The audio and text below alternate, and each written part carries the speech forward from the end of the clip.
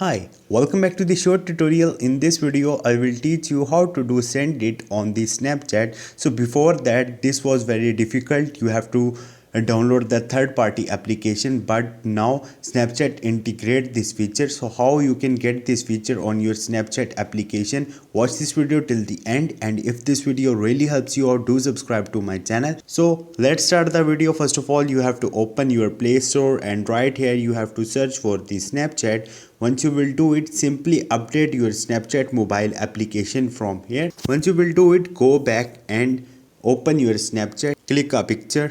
Now you have to click on the sticker on the right third. Once you will do it, now you can see stickers is here. Now simply you have to search for the question right here. As you can see here, you will get just before the poll option. Click right here, and right here you can ask anything, and once you will do it, simply send it to your friend or upload it to your story. So this is the way, the recent way to do the send it in the 2023 on the Snapchat. Hope this video will helpful for you. If you have any question or any confusion, just drop a comment. I will try to help you. Thank you.